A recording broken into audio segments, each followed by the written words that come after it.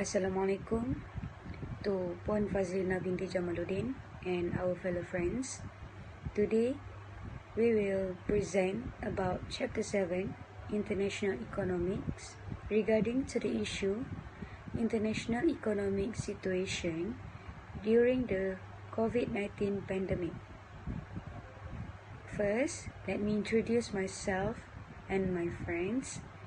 My name is Nur Shashafika binti Azmi. Assalamualaikum. Hi, my name is Nur Atira binti Rahman. Hi, my name is Nur Shafika binti Khairuddin. Hi, my name is Muhammad Afifizim Yusof. Hai, nama saya Muhammad Azim bin Muhammad Azmi. Hi, my name is Trisia Jana JB. What is international economics? International economics is a field of study which assesses the implications of international trade in goods and services and international investment. The outbreak of pandemic COVID-19 all over the world has disturbed the political, social, economic, religious and financial structures of the whole world, including our country, Malaysia. World's topmost economies such as the United States, China, United Kingdom, Germany, France, Italy, Japan and many others are at the verge of collapse.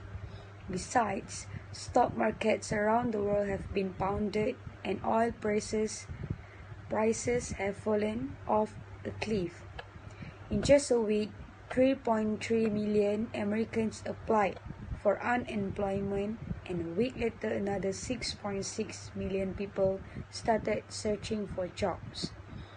Also, many experts on economics and financial matters have warned out about worsening conditions about global economic and financial structure, such as Kristalina Georgieva, Managing Director of International Monetary Fund (IMF), explained that a recession at least as bad as during the global financial crisis or worse. Moreover, COVID-19 is harming the global economy because the world has been experiencing the most difficult economic situation since World War II. When it comes to the human cost of the coronavirus pandemic, it is immeasurable. Therefore, all countries need to work together with cooperation and coordination to protect the human beings as well as limit the economic damage. For instance, the lockdown has restricted various businesses, such as traveling, to contain the virus. Consequently, this business is coming to an abrupt halt globally. Theoretically, international trade refers to the government and individual activities on the exchange of capital, goods and services across international borders or territories. The exchange of goods and services between one country and another. So, I will continue with the summary. For our group, issues is international economic situation during the COVID-19 pandemic. Since the COVID-19 pandemic has spreading all over the world, we have been disturbed by many issues of political, social, economic, religious and financial structure.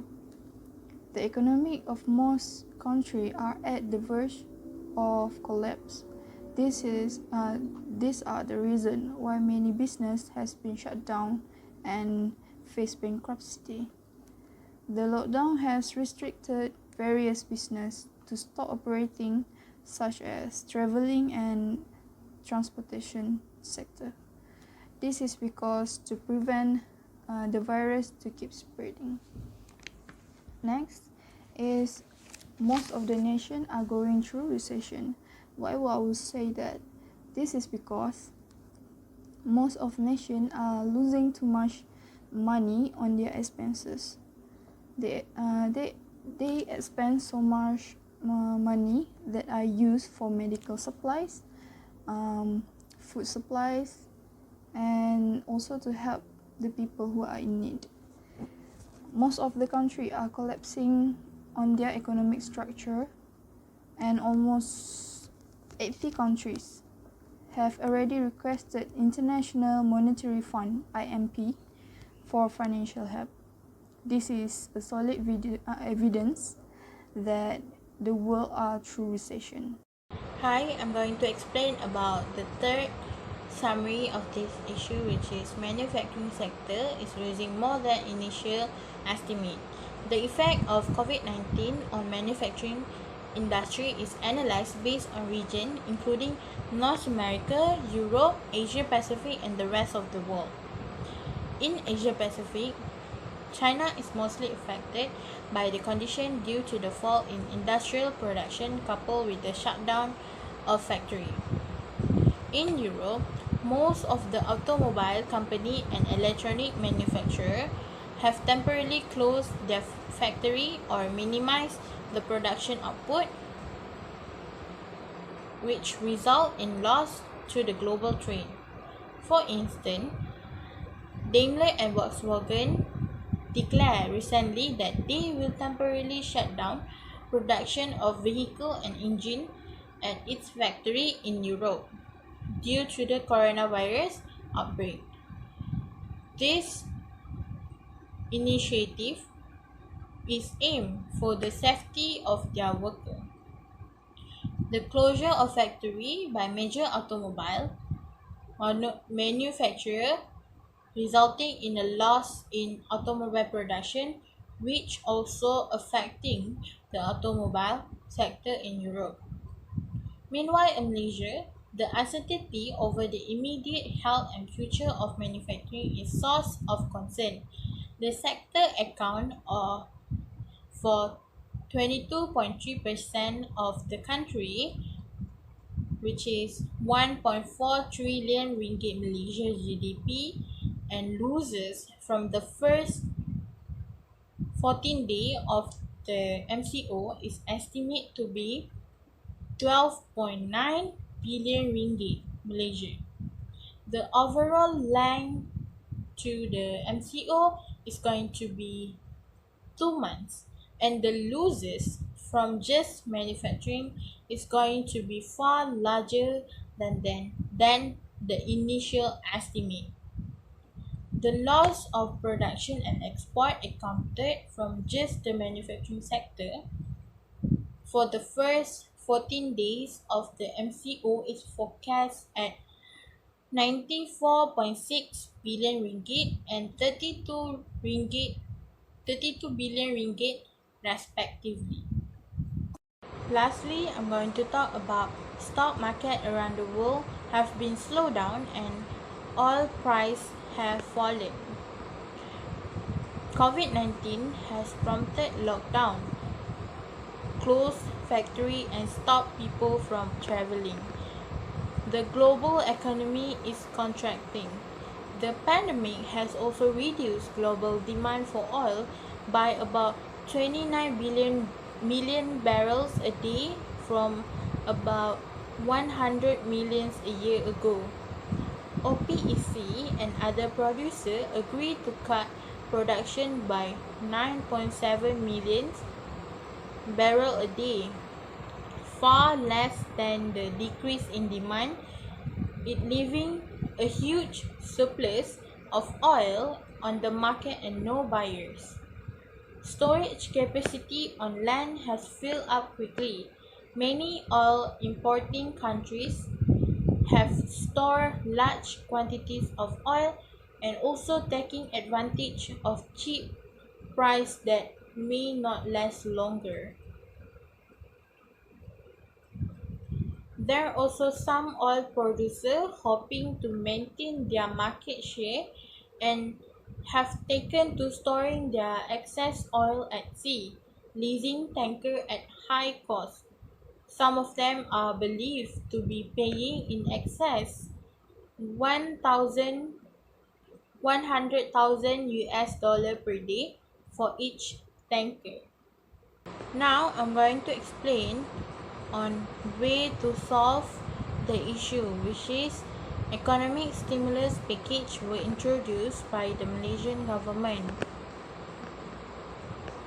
Malaysian government has announced a stimulus package worth 250 million ringgit, which is 58.28 billion dollar.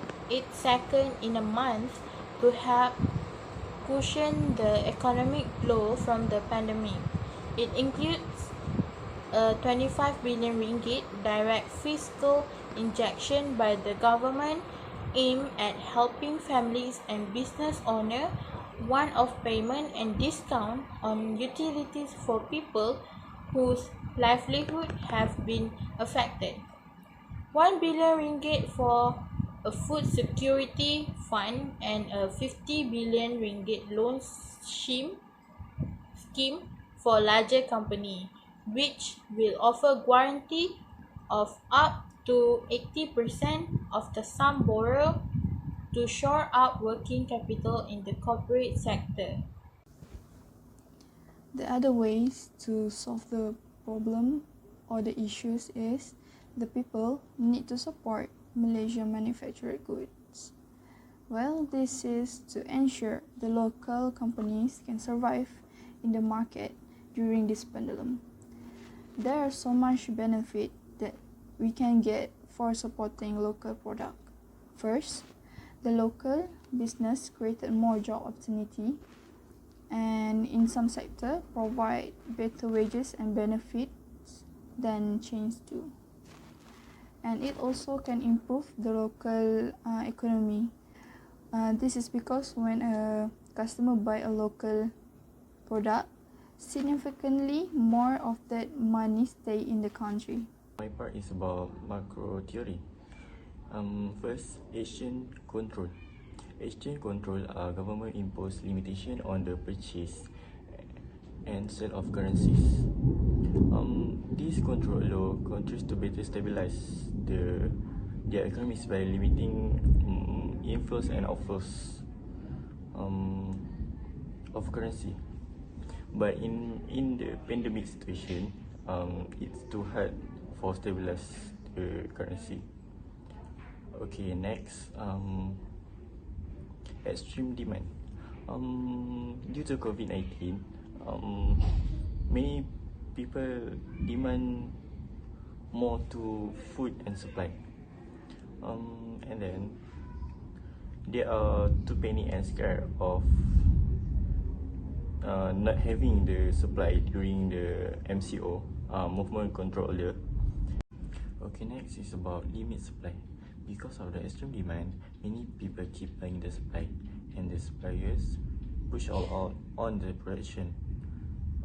The supply always out of stock. Okay, last point from me is about price fall. In the pandemic situation, economy in the world becomes slow. No income or maybe small income made by the government. So many things that the price falls, such as oil and gas. About embargo. Due to pandemic COVID-19, nation can also make the international trade but must include embargo temporarily to some other country that have big case cluster of infection COVID-19 like Wuhan, China. It is to prevent the infection of COVID-19 while doing international trade. Okay, next, depreciation. During the lockdown because of pandemic COVID-19, the unemployment rate is rising due to many people doesn't work. It means rate inflation will decrease in consumer of total expenditure on import. Then a lower quality of currency must be supplied to the foreign exchange market to pay for imports. In other words, demand for currency for relative to the supply in floating exchange regime, while causing the exchange rate to full become depreciation. So next, in order for appreciation that is the opposite of depreciation, floating exchange rate regime demand currency must rise relative to the supply in the exchange rate regime, also to causing the exchange rate to rise. Okay, that's all. So, in conclusion, the quickly evolving nature of the COVID-19 crisis creates a number of issues that make it difficult to estimate the full cost to global economic activity. Among most developed and major developing economies, economic growth at the beginning of 2020 was unenthusiastic, but still was estimated to be positive. The economic damage caused by COVID-19 pandemic is largely driven by a fall in demand, meaning that there is no consumer to purchase the goods and services available in the global economy. The spread this COVID-19 is picking up speed and causing more economic damages. Concerning the serious and worsening conditions all over the world, nations need to cooperation and coordinations among themselves, including the help and measure as well as sensible behavior of people to effectively fight against this coronavirus. Otherwise, because of the globalized and connected world, wrong action and policies taken by any state will leave a severe impact on other countries as well. There is the fact that the crisis may have a clear end date when all restrictions on movement can be lifted. Taken together, it means it is at least possible the global economy could experience a sharp rebound once the pandemic is over. There are still many variables that could affect such an economic recovery, but there are some reasons to think that with the right mix of appropriate government response and luck, some of the more apocalyptic predictions may not come to pass. Therefore, that this is not the time of political point scoring and fight with each other. Rather, it is high time for states to cooperate, coordinate, and help each other to defeat this fatal pandemic, first for saving the global economic and financial structure. So that's all from us. Thank you.